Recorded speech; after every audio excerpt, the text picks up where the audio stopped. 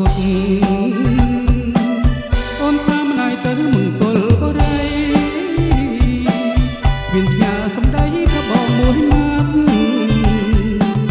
បងជាកម្មកររថភ្លើងកំសត់បងជាកម្មកររថភ្លើងកំសត់ជួយផ្ញើសម្បត្តិតាមអ្នករត់ពុនស្រាប់តាអូនមានថ្មីហើ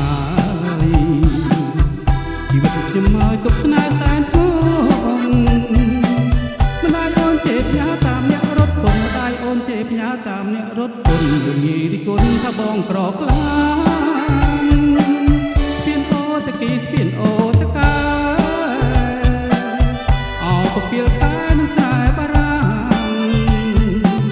បើដឹងរឿងខ្ញុំសូមជួយបិទបាំងបើដឹងរឿងខ្ញុំសូមជួយបិទបាំងធ្វើជារនាំងបាំងក្តែនាងផង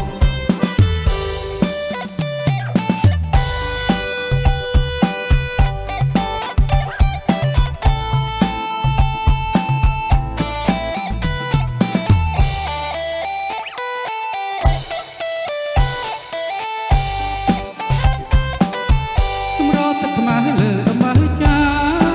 ងនឹកឡើងសាស្មាស្ពានអូតគី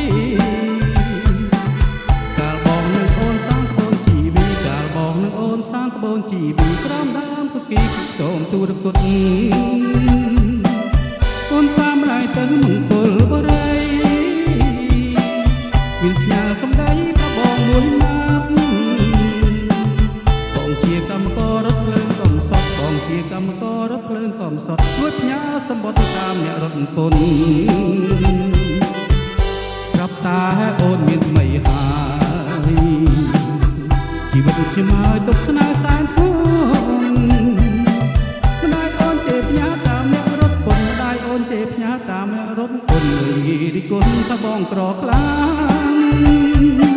ស្ពានអូតគីស្ពានអូតកាអោពពាលតែនឹងខ្សែបារាំងបើដឹងរឿងខ្ញុំសូមជួយបិទបាំងបើដឹងរឿងខ្ញុំសូមជួយបិទបាំងធ្វើជារនាំងបាំងស្នេហ៍នាងផង